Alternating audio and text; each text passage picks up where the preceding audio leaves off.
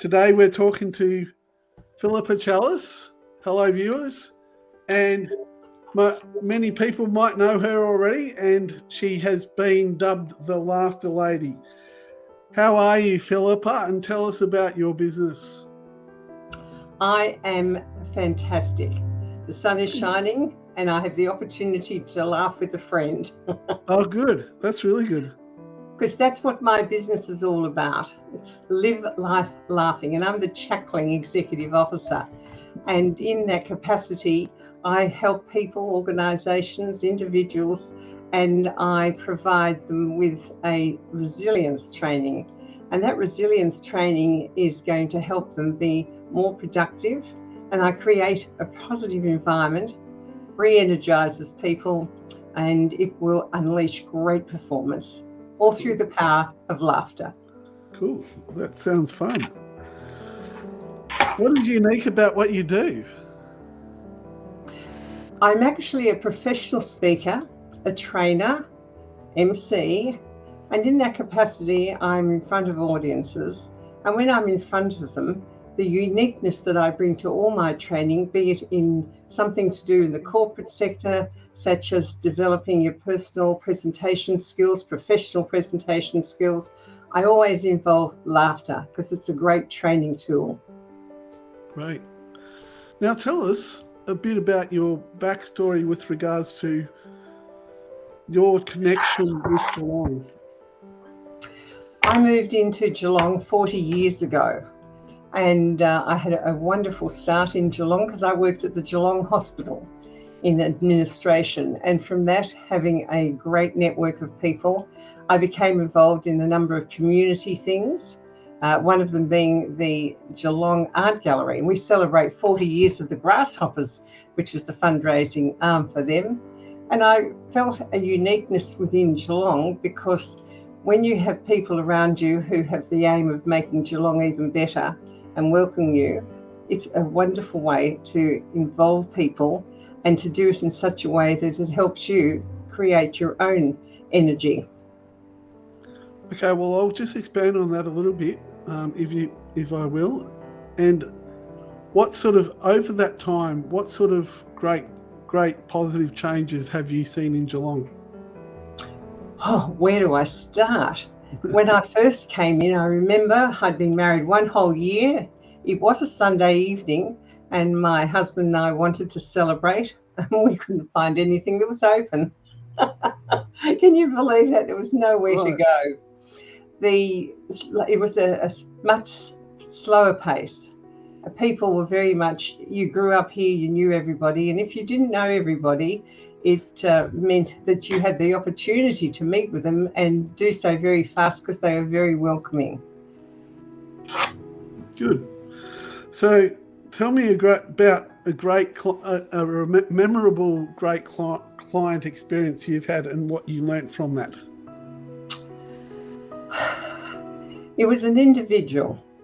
I mentioned earlier that I was involved with professional and personal presentation skills, and I was invited to go along to BASA. I think they're still operating, Barwon Association for Youth Support and Accommodation, and they asked me to talk with a group of young people. And one young chap came in, and he was a strapping 6-footer. When he presented with his dangly hair, a bit unkempt clothing, he said to me, do you think I'd be able to go to an interview? How would I go? And I said, well, if you trust me, let's do something about it. And I gave him a consultation.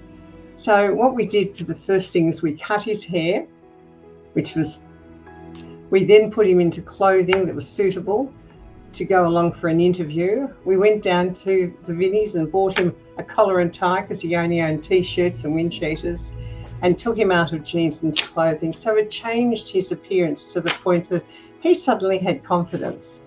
And when I did that and he went for his interview, not only did he get off that job, but he got offered another one. It's amazing how you present yourself. So that's a wonderful story. Yeah, very good. What are your future plans for your business? My plan is to get out there using the laughter therapy, or laughter yoga as it's known, and give that to people to use as a tool, because it can help anyone individually within themselves to feel better. And in business, well, the sky's the limit what you can do, because it boosts team morale. That's always a good one.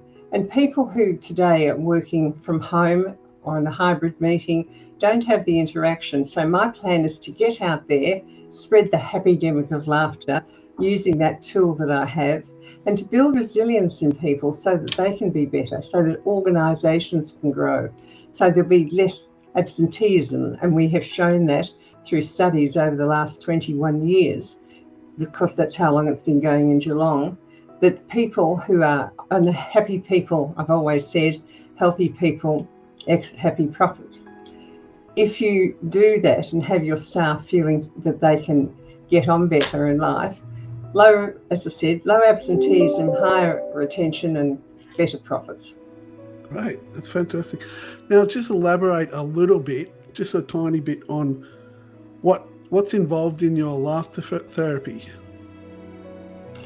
Well, people who haven't done it before think it's absolutely ridiculous. And I must admit, the very first time I did it, because it's called laughter yoga, hatha yoga, it incorporates the breathing and the laughter, and how you do it under a trained leader. And it's a 2-day start if you want to be a leader before you go into further education, is we come together and we simply do some deep breathing. Matthew, you can do it with me now, and anyone watching this, and please. Okay, let's do it. Breathe in through the nose and out through the mouth.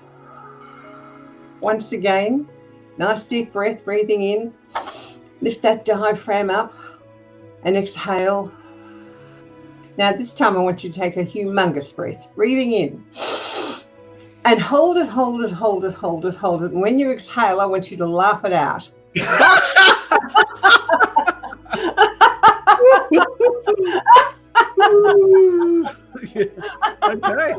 Okay, I like that. And so there have been tests done, such as that 1 minute of hearty laughter is equivalent to 10 minutes on a rowing machine. Wow. I'd much rather laugh than row.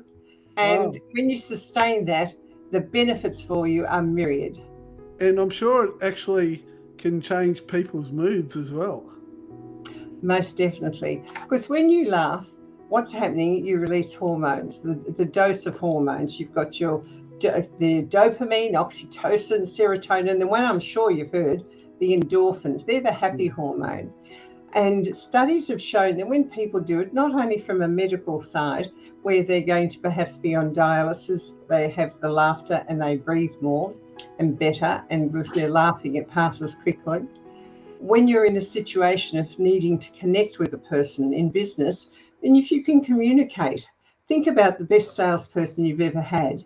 Sold you a car, sold you a new photocopier in days gone by, whatever it was.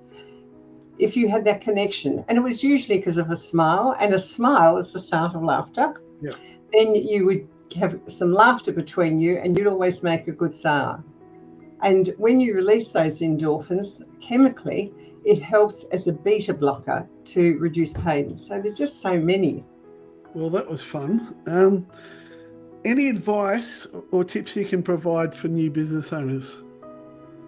Definitely. Well, get up every day and laugh. Every morning I get up, I get under the shower, I don't sing, I laugh. I know I'm talking like this lightly, but there's such a study to it. If you are going to build a relationship, if you're in sales, the best way is to do it with some laughter. And I'm not saying you have to do lots of silly jokes, you don't have to do that, but just communicating with the person, having that smile, because it's infectious and it builds a way of communicating. They say it's the shortest distance between two people. Great. Yes, I love some laughter. I had a good laugh the other day and it was very therapeutic. Now tell us how people can get in touch with you, Phillipa. The best way is on LinkedIn. Just put in Live Life Laughing or Phillipa Challis and you'll find me there. Fantastic. Okay, Phillipa, it's been great talking to you and it's been good to have a bit of a laugh with you as well. My pleasure. And as I say to everybody as I leave them, live life laughing. Good on you. Thank you, Phillipa.